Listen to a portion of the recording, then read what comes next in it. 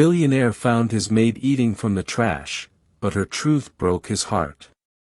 Rain poured over the marble steps of Grant Manor like a confession too heavy for heaven to hold. Evelyn Brooks stood beneath the gray storm, her maid's uniform clinging to her skin, her hands trembling around a crumpled paper bag that once held her dinner. Now it held nothing but soaked bread, the scent of decay, and her pride. She had waited until midnight, when the mansion was asleep, to sneak into the kitchen. The leftovers were in the bin, half a burger, cold fries, untouched salad. She had stared at them for a long time, whispering to herself, "Just this once, Evelyn. Just to keep the hunger away." But as she reached into the trash, a deep voice sliced through the silence. "What the hell are you doing?" She froze. The light flicked on. Standing at the doorway, wrapped in the golden halo of the chandelier, was Alexander Grant, billionaire, widower, and master of the house. His expression was unreadable, somewhere between fury and disbelief. The burger slipped from her hand, landing with a dull thud against the trash bag. Evelyn's lips parted, but no words came. Alexander stepped closer, his voice low. "If you needed food, you could have asked." But she didn't answer. She just stared at the floor, shame burning through her tears. Outside, thunder rolled across the night sky, as if even the heavens were ashamed of witnessing what hunger could do to dignity. And in that moment, neither of them knew that this single act, a maid caught salvaging a meal, would change both their lives forever. If you're enjoying this story, click subscribe, like this video and comment what time it is that you're watching this video. Now let's get back to the story. Morning sunlight broke through the tall curtains of Grant Manor, slicing across the polished marble floors like golden ribbons. The estate sat on the northern edge of New York's Hudson Valley, vast, cold, and beautiful, surrounded by acres of whispering trees and iron gates that never opened for strangers. Inside, a quiet rhythm marked the day, the ticking of the antique clock in the foyer, the hum of the espresso machine in the kitchen, the distant sound of someone's footsteps echoing through empty halls that smelled faintly of cedar and wealth. For most, this place was a symbol of success. For Evelyn Brooks, it was survival. She moved silently through the corridors, her blue maid's uniform freshly pressed, her white glove spotless. She had been working at Grant Manor for 3 weeks, and every day felt like walking on glass. Margaret Lewis, the senior housekeeper, had taken her under her wing, though not without caution. Always knock before entering Mr. Grant's office, Margaret had told her that first morning. He doesn't like surprises. And he never eats leftovers, remember that. Everything's replaced fresh each day. Evelyn had nodded, memorizing every word. She couldn't afford mistakes. The job paid more than anything she'd ever done, and the money went straight to her little brother Samuel's hospital bills. Samuel, her reason for breathing. At just 7 years old, he had been diagnosed with a rare form of kidney disease. The treatments were expensive, the waiting lists long, and the hope thin. Their parents were gone, a car accident 5 years ago that had taken everything but their will to survive. Evelyn had promised him she'd take care of him no matter what. That promise had brought her here. Grant Manor was her lifeline, and her cage.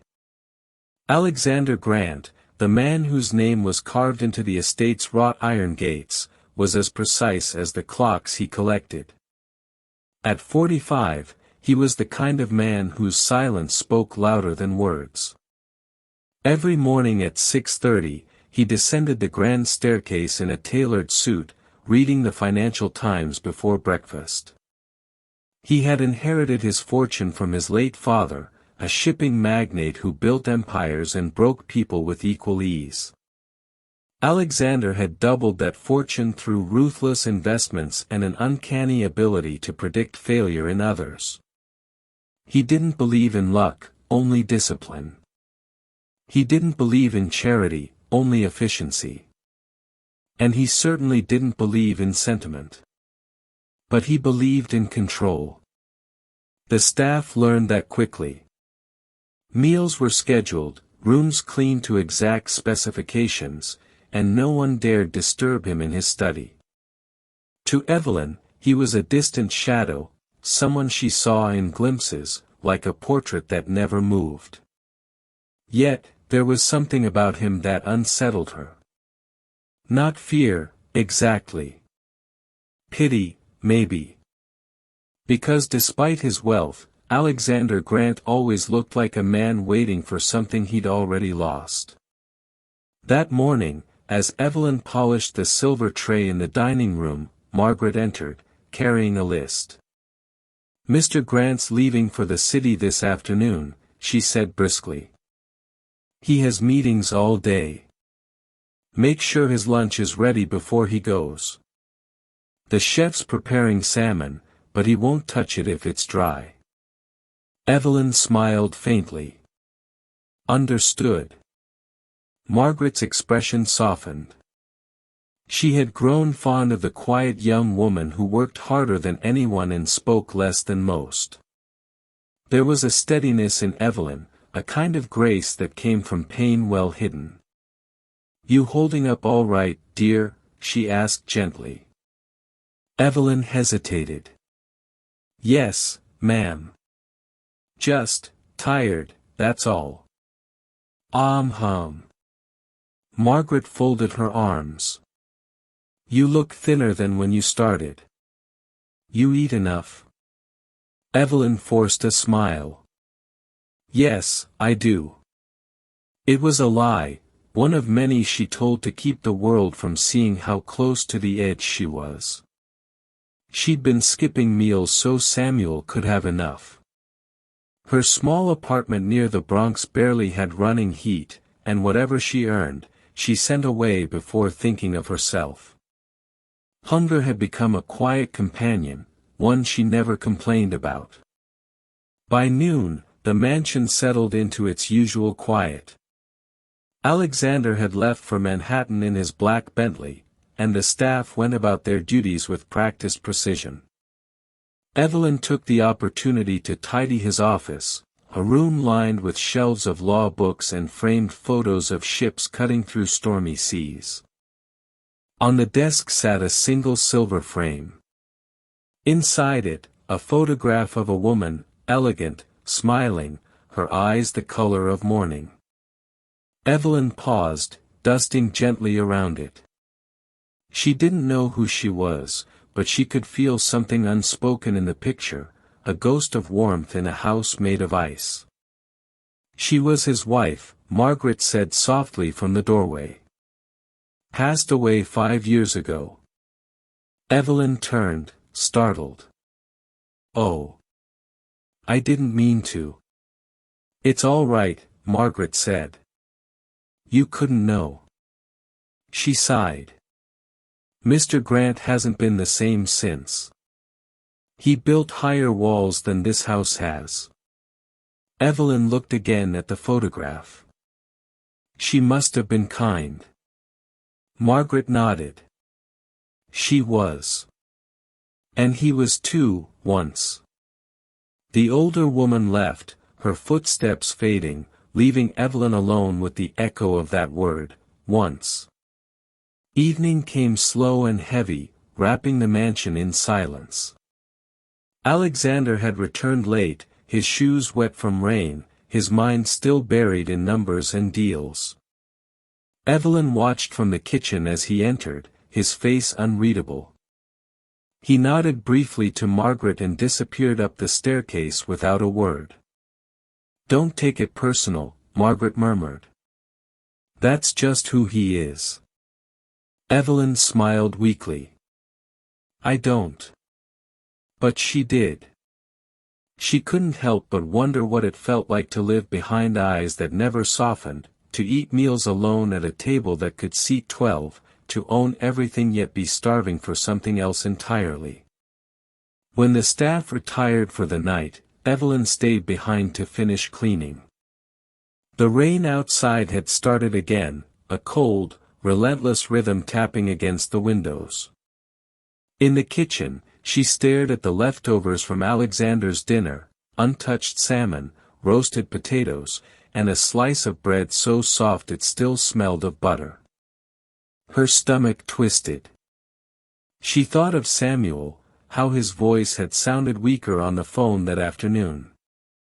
"Evie, did you eat today?" he had asked. Of course, she had lied. "Don't worry about me, baby." But now, standing in the dim kitchen, surrounded by food meant for the trash, her body betrayed her resolve. The clock ticked toward midnight. She reached for the plate. And then she stopped. "No," she told herself. "You can't. You'll get fired." But hunger wasn't patient. It clawed at her insides, whispering promises of shame and relief in equal measure. She glanced at the trash bin, already half filled with discarded dinner scraps. She could take something small. Just a bite. No one would know. Slowly, with trembling hands, she lifted the lid and reached inside. The scent of the food made her dizzy. She picked up the half-eaten burger from earlier that day, the one Mr. Grant hadn't finished at lunch. Her gloved hands shook as she brushed off a piece of lettuce, her heart pounding in her ears. And then, the sound of footsteps. Heavy. Slow. Coming closer. Her pulse froze. She turned, and saw him. Alexander Grant stood in the doorway, his face half shadowed by the soft light of the hall. He was still in his suit, his tie loosened, his eyes dark with disbelief. For a moment, neither of them moved. The world seemed to hold its breath. And then his voice, deep, cold, broke the silence. "What the hell are you doing?" Evelyn's breath caught. The burger slipped from her hand. She wanted to explain, to tell him it wasn't what it looked like, but her throat refused to work. He stepped forward, his tone sharp but restrained. "Are you eating from the trash?" Her silence was answer enough. He stared at her, his jaw tightening. For a man who had seen everything from boardroom betrayals to million-dollar deals, this sight, a maid, young and trembling, salvaging food from waste, cut through him in a way he couldn't understand. "If you needed food," he said after a long pause, "you could have asked." Tears burned behind her eyes, but she shook her head quickly. "No, sir. I wasn't, I just..." He raised a hand, stopping her. "Enough. Clean up and go to your quarters." She nodded, barely breathing, and turned away. Alexander lingered there a moment longer, watching her collect the scattered food with shaking hands. Something twisted in his chest, not anger, not pity. Something deeper. Something unfamiliar. When he finally left, the echo of her quiet sobs followed him down the corridor like a haunting melody. And that night, long after the rain stopped, Alexander Grant lay awake, staring at the ceiling, thinking not about stocks or mergers, but about a young maid who had chosen hunger over asking for help.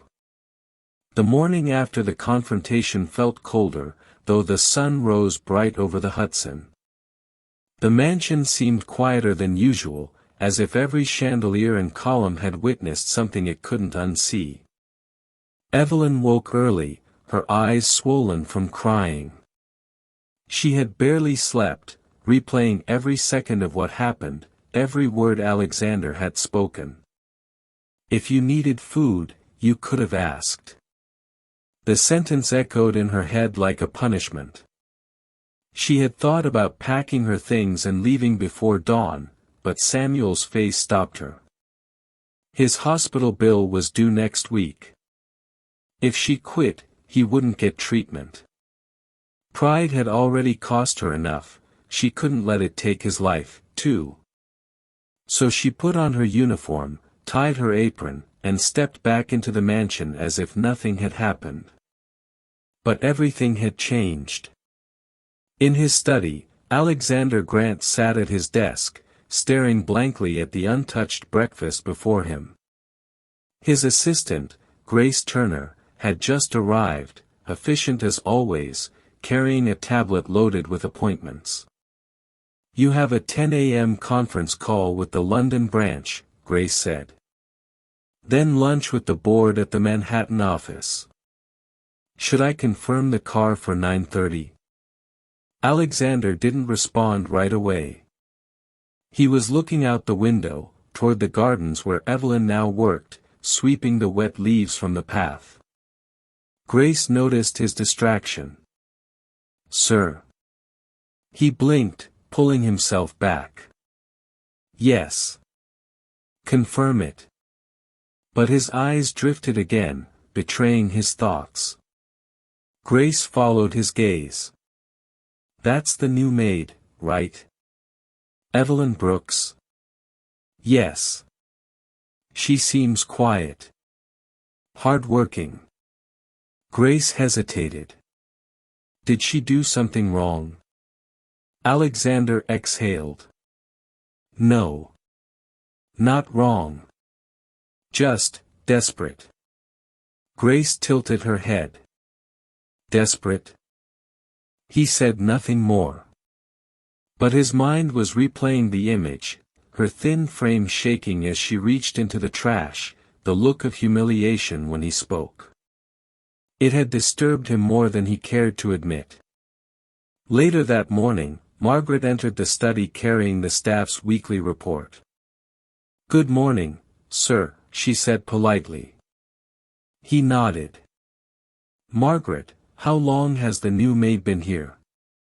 3 weeks, sir." "Does she have family?" Margaret hesitated, surprised by the question. "Only a younger brother, I believe. I overheard her mention him once. Lives in the city." Alexander frowned. "How old?" 7, maybe 8. He leaned back in his chair, his tone softer than usual. "What do you know about her situation?" Margaret's brows knitted. "Only that she works hard, sir. She's quiet. Keeps to herself. But there's sadness about her." She paused, then added carefully, "If you're asking because of last night, please don't be too harsh. She's a good girl." Alexander's gaze lifted sharply. "You knew?" Margaret stiffened. "Knew what?" "That she was," he stopped himself. "That she might be struggling." Margaret sighed. "We all are, in our own ways. But no, sir. I didn't know. If I had, I'd have made sure she never went hungry here." He looked down, tapping his fingers against the desk. "Dismissed, Margaret. Thank you." She gave a respectful nod and left, her expression heavy with worry. As soon as she was gone, Alexander picked up his phone. "Grace," he said. "Get me everything on Evelyn Brooks, employment records, background check, previous addresses, family details, medical history if possible." Grace hesitated. "May I ask why?" "Just do it." By evening, the report was on his desk. Grace had done her job well, too well, maybe. He read through the file slowly, each line pulling him deeper into a story he hadn't expected.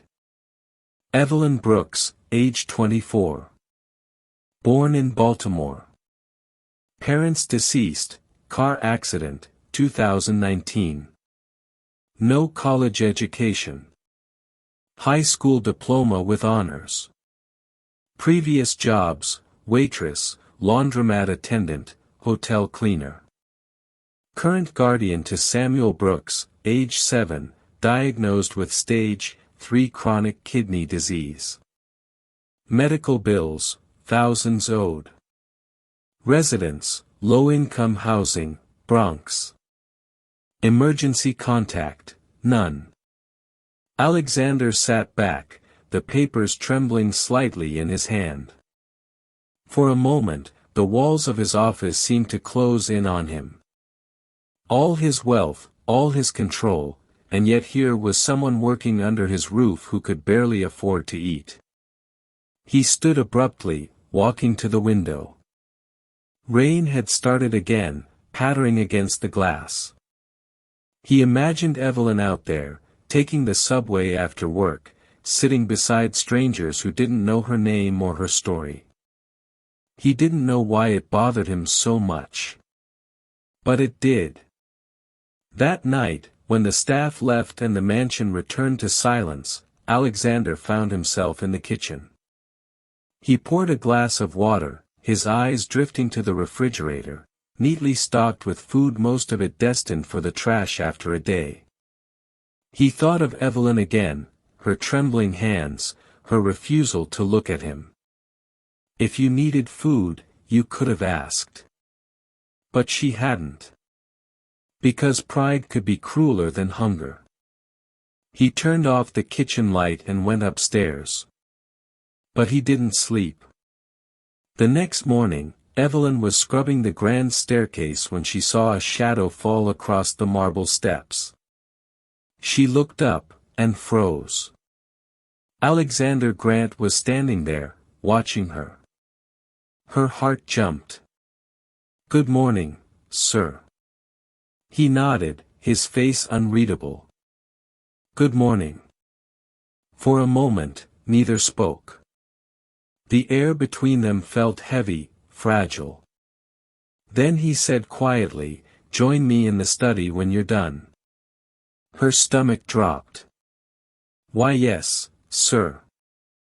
In the study, he stood by the fireplace when she entered, his back turned. She clasped her hands, trying to keep them from shaking. "You wanted to see me, sir."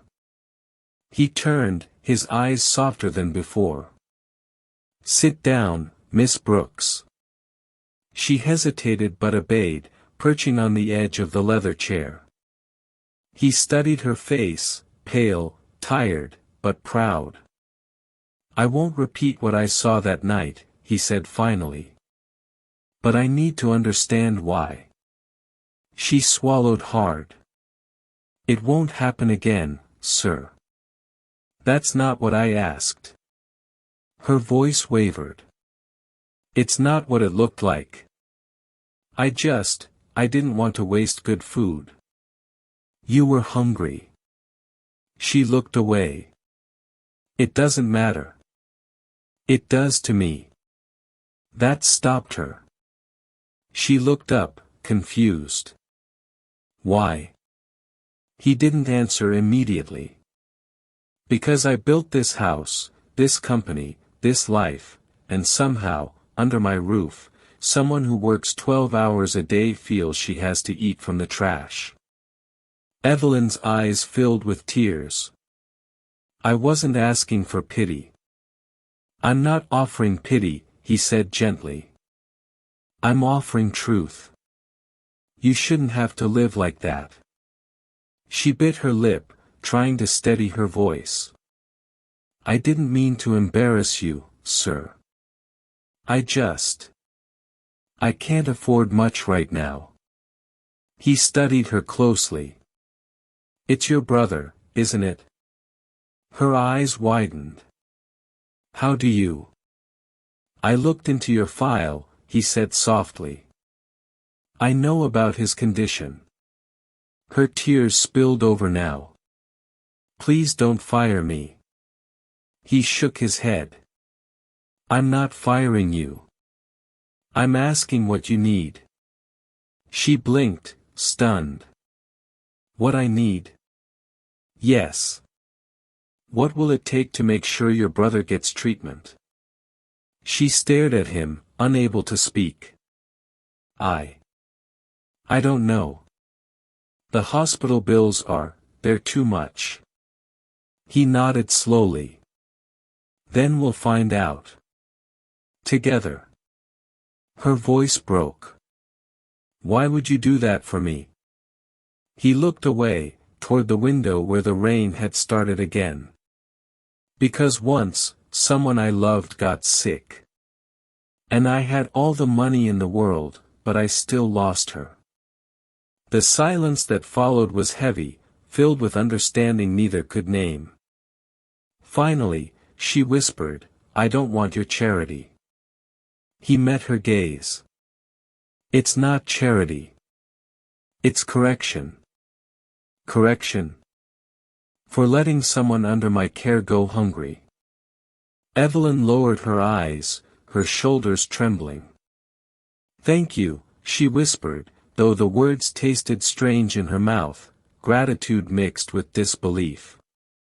When she left his study, her heart was still racing. She didn't know what to feel, relief, fear, shame, or gratitude. All she knew was that the man she thought was made of stone had just shown her something human. In the days that followed, Alexander's behavior shifted subtly. He didn't speak to her much, but he noticed her more, the way she folded the linens, the quiet efficiency in her movements, the weariness she tried to hide. He arranged, through Grace, to contact a specialist at New York Presbyterian for Samuel's treatment, discreetly, without Evelyn's knowledge. And for the first time in years, Alexander Grant found himself looking forward to something other than profits or mergers. He was beginning to feel again. A week had passed since that quiet storm in the study, but the ripples of it still moved through the mansion like a whispered secret. Evelyn Brooks went about her work as she always did, sweeping, polishing, folding, but something inside her had shifted. Every time she crossed paths with Alexander Grant, her heart stirred with confusion. Gratitude, shame, and something far more dangerous, hope. He hadn't spoken of their conversation again. He didn't need to. The change came quietly, like sunlight sneaking into a locked room. The chef began saving a warm meal for Evelyn at the end of each shift, under Margaret's instruction, though she strongly suspected the order came from higher up. The housekeeper pretended not to notice the way Mr. Grant's eyes lingered when Evelyn entered a room. Careful, dear, Margaret warned one afternoon as they polished the dining room silver. He's a complicated man. Once you start to mean something to him, you'll find yourself caught in a storm you didn't ask for. Evelyn smiled faintly. I don't mean anything to him, ma'am. I'm just the help. Margaret gave her a look, the kind that saw through masks. You keep telling yourself that. In his office, Alexander was no less unsettled. He found himself distracted during meetings, his thoughts drifting toward the Bronx, to a hospital room he'd only seen through a file. He'd arranged an anonymous payment to clear Samuel Brooks's debt and transfer him to a private wing. Grace Turner had handled it discreetly, but even she noticed the softness in his tone whenever he mentioned the Brooks file. Sir, she said carefully one morning, forgive me if I'm overstepping, but this isn't like you.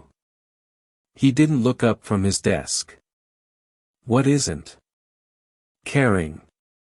He glanced at her, one brow raised. You think I don't care? I think you've spent 10 years pretending not to, she replied. Since your wife died, you've made yourself bulletproof. And now, one maid breaks through, and suddenly you're human again.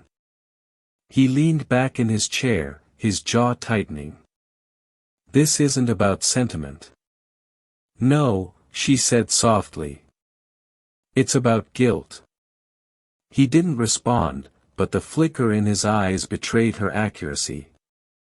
That night, Alexander drove to the city. It was raining again, as if the sky itself had grown attached to his story.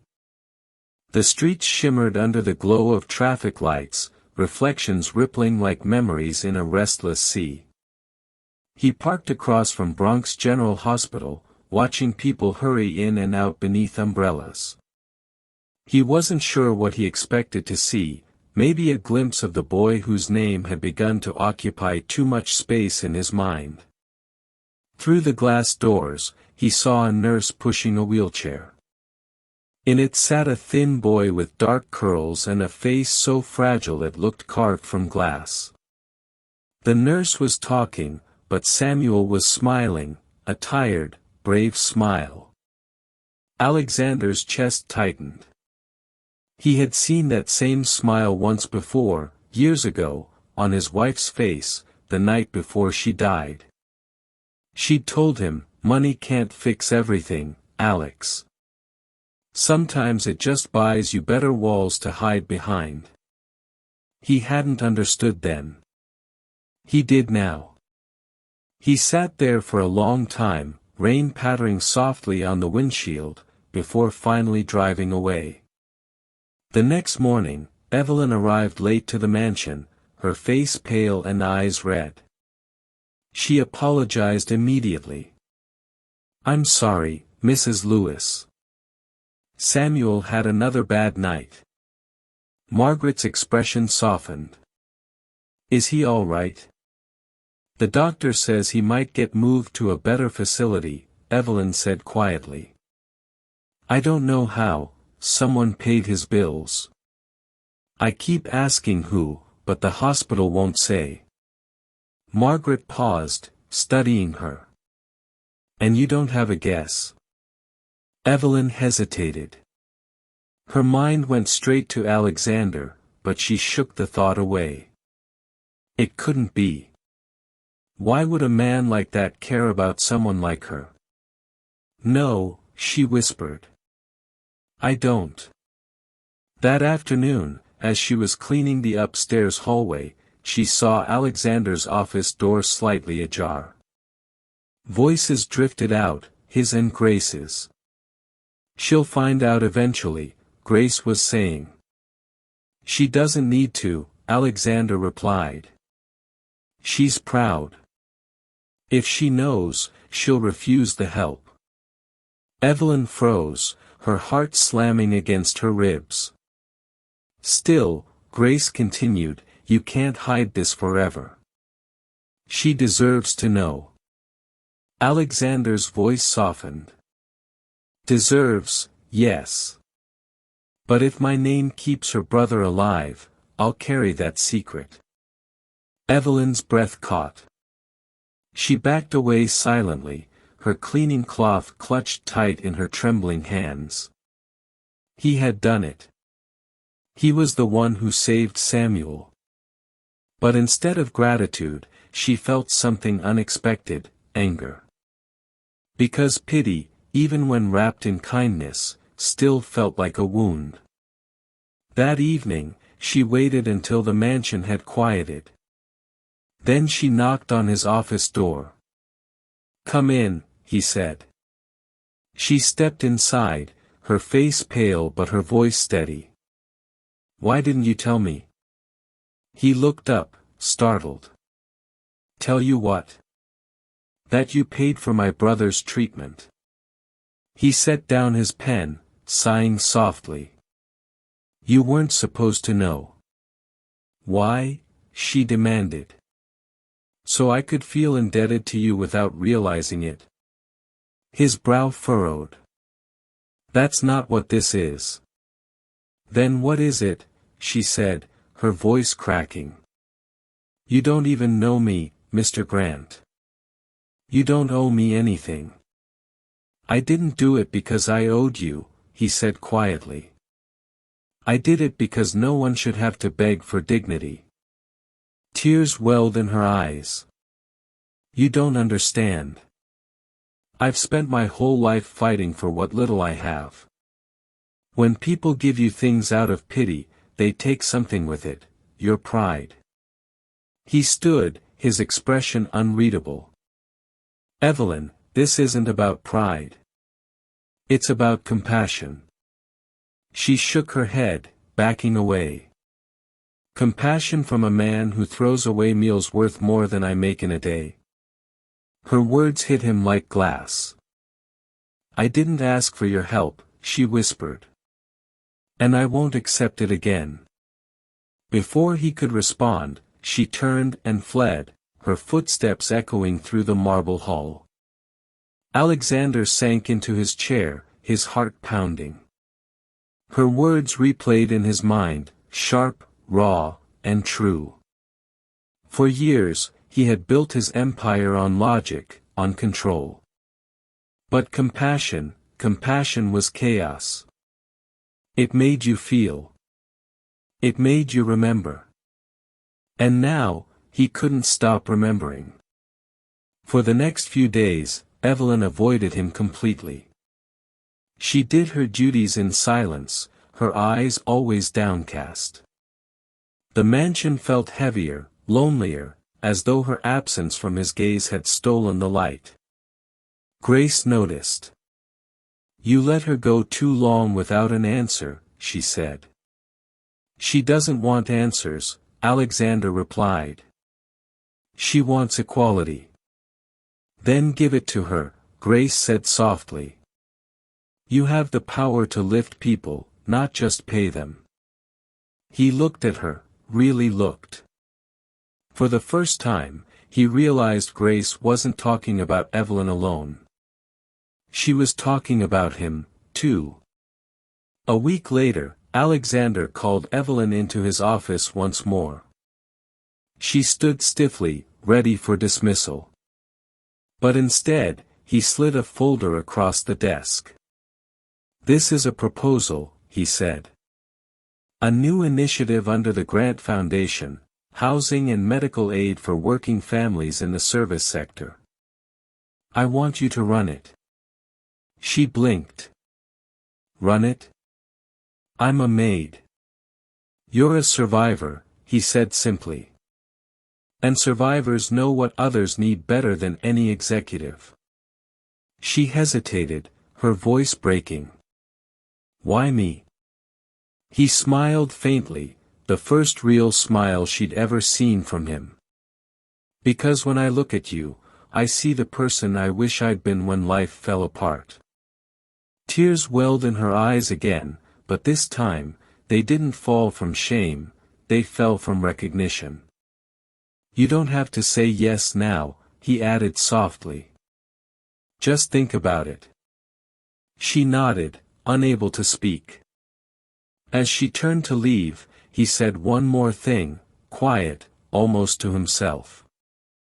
Sometimes the people who eat last are the ones who teach us how to feed our souls. Evelyn stopped at the door, her heart trembling, and for the first time since she'd met him, she smiled, not with fear or gratitude, but with peace. Weeks turned into months, and the rhythm of the mansion shifted subtly, almost imperceptibly, yet undeniably. Evelyn's presence had changed something inside its marble walls. The air that once echoed with mechanical silence now felt alive with quiet human warmth. The maid smiled more, the butler hummed under his breath, and Margaret, for the first time in years, placed fresh flowers in the main hallway without being told to.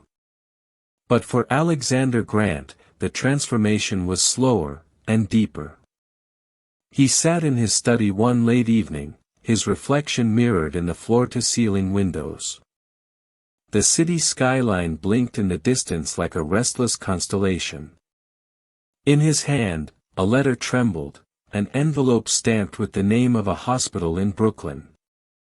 Inside were medical invoices, all stamped paid in full. Evelyn's brother, Samuel Brooks, had been admitted 3 weeks ago for treatment. Severe anemia, compounded by malnutrition. The doctors had said his condition was critical, but treatable, if funds could be secured. Alexander had paid it all, anonymously, through a foundation account no one could trace back to him. He told himself it wasn't charity, it was an act of balance. A repayment, perhaps, to the ghost of decency that had been buried beneath his fortune for far too long. Yet, every night, the image of Evelyn in that rain-soaked uniform haunted him. The way she had stood with her head bowed, caught between survival and humiliation, gnawed at his conscience more than any business failure ever could. The confrontation. Evelyn found out 2 days later. She had gone to the hospital after her shift, clutching a small envelope of her own, her week's wages, planning to make a payment toward Samuel's bill. The receptionist, a kind woman with tired eyes, smiled at her. "You're all set, Miss Brooks. Someone's already paid everything." Evelyn blinked. "What do you mean, everything?" "Yes, all costs, treatment, medication, even aftercare. You're free to focus on your brother now." Her heart stopped. For a moment, she couldn't breathe. She looked down at her trembling hands, then at her brother sleeping peacefully in the ward, his color returning, his chest rising in slow, steady rhythm. But the gratitude that should have followed, didn't. Instead, something deeper flooded through her, confusion, suspicion, even pain. Who would do this? And why? She knew the answer before she allowed herself to believe it. That evening, Evelyn walked back to the mansion under a bruised sky, her shoes heavy with water and emotion. Her heart thudded with every step up the marble stairs. She didn't knock when she reached Alexander's study. She simply pushed the door open. He looked up from his desk, startled, the pen freezing mid-signature. "Evelyn." She stood there, her eyes red, her voice shaking with restrained fury. "You paid for my brother's treatment." Alexander's silence was confession enough. He placed the pen down, exhaling slowly. He needed help. "You think I didn't know that?" she said, stepping closer. "But I didn't ask you for help, Mr. Grant." He leaned back, studying her face. "Would your pride have let you?" Evelyn's jaw tightened. "My pride is all I have left." "You think I wanted your pity? You think because I ate from your trash, I'll accept your charity too?" The words cut through the air, sharp as glass. For a long time, Alexander said nothing. Then he rose, quietly, deliberately, and walked around his desk. "It wasn't pity, Evelyn." She crossed her arms, holding herself together. "Then what was it?" He stopped a few feet away, his voice dropping to something fragile. "Maybe guilt. Maybe remorse. Maybe humanity. I don't know anymore. All I know is, when I saw you that night, I saw someone who deserved better. Not because she worked for me, but because she reminded me of what I lost along the way." Evelyn blinked, caught off guard. "And what did you lose, Mr. Grant?" He turned toward the window, watching the rain slide down the glass. "My wife. My son. My belief that people mattered more than money." A silence filled the room, deep and heavy, as the confession settled between them. Evelyn's anger softened, not because she forgave him yet, but because she finally saw the man behind the arrogance, a broken human being trying to rewrite his own story. She stepped closer, her voice trembling now. "You can't fix the world with money." He met her gaze, eyes tired yet sincere. "No. But maybe I can start with one person." Her tears fell before she could stop them. Not because of the gesture, but because, for the first time, she felt seen. Alexander reached for his jacket pocket, pulling out a folded piece of paper. "There's something else. A job offer, for you. Not here. In my foundation's new outreach program. You'd be managing community work in Brooklyn. Real pay. Real purpose." Evelyn looked at it but didn't take it. "Why me?" "Because you understand hunger, not just the kind that empties the stomach, but the kind that empties the soul." Her lip quivered. She wanted to refuse, to cling to her independence, but she couldn't deny the truth in his words. Hunger had defined her, yes, but compassion had kept her alive. Finally, she took the paper, her hands shaking. "I don't know what to say."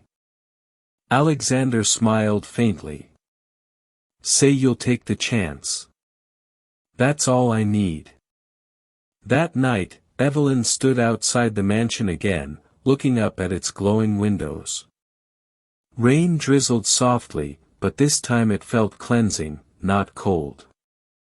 Somewhere deep within, forgiveness began to take root, not just for Alexander, but for herself. She had lived too long carrying shame that wasn't hers to bear. As she turned toward the gate, a thought crossed her mind: maybe redemption doesn't come from grand gestures. Maybe it begins in the quiet moments when someone finally sees you. 6 months later. The city had changed coats, trading the gray rain for soft sunlight and the first blossoms of spring.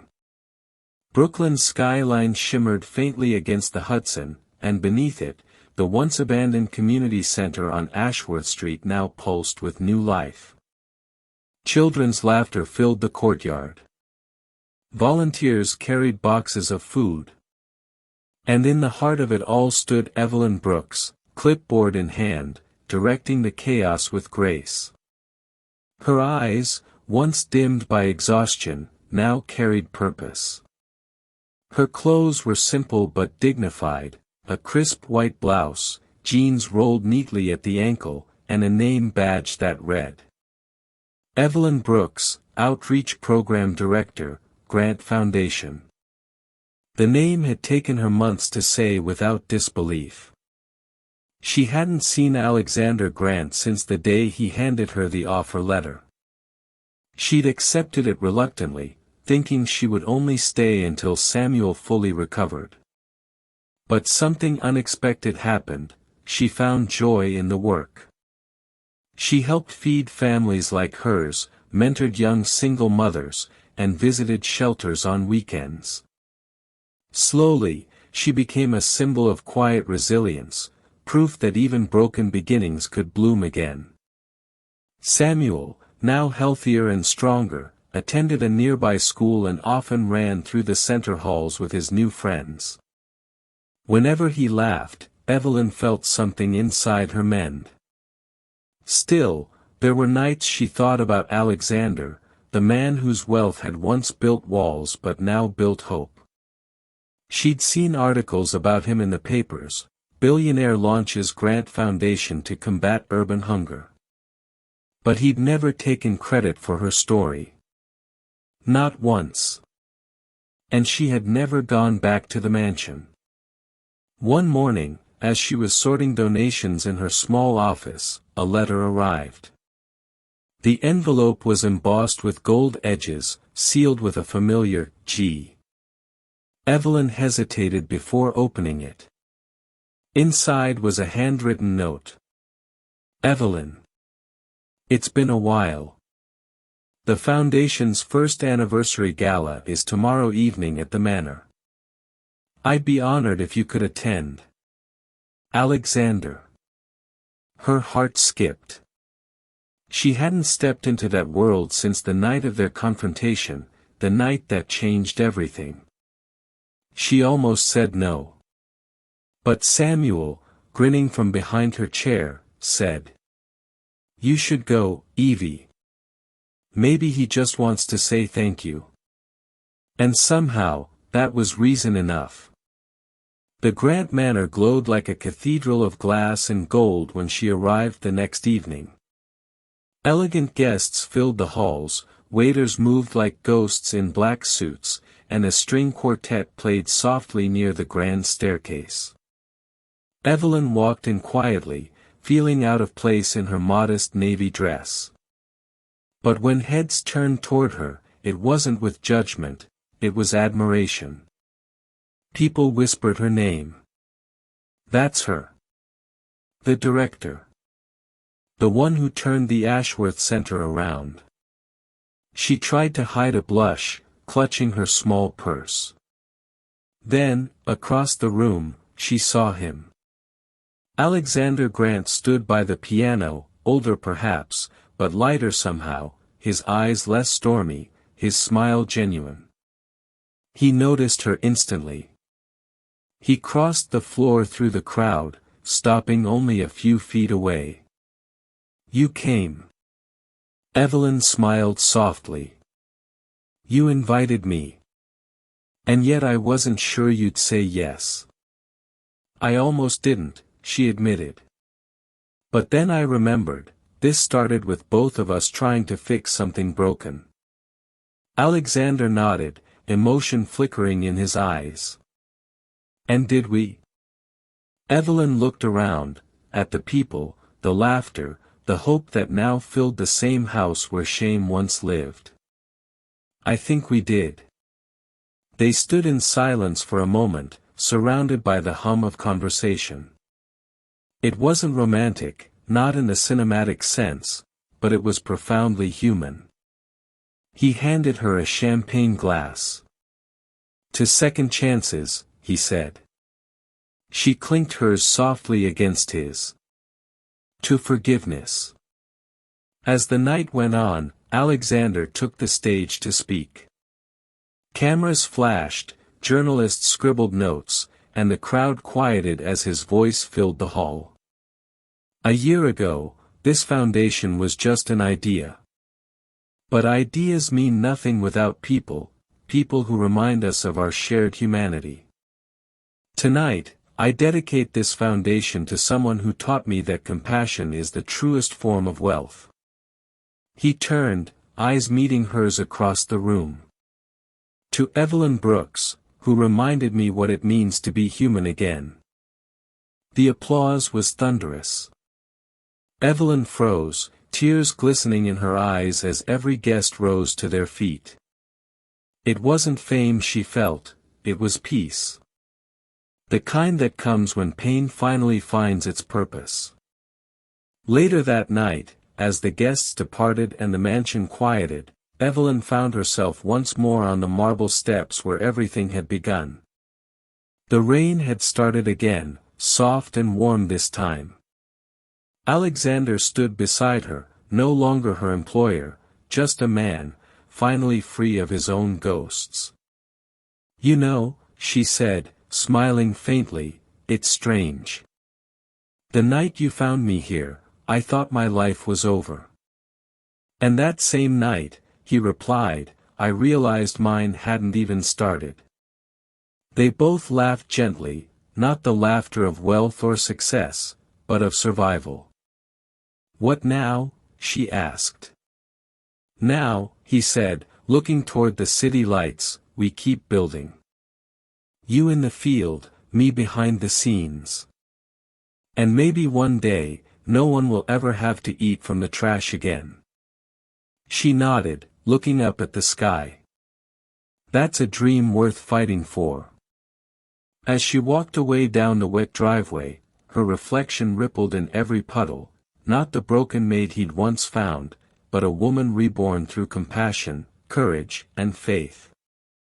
Alexander watched her go until the darkness took her figure, his chest heavy but full. The storm had passed. And from its silence, two souls had found something rarer than fortune.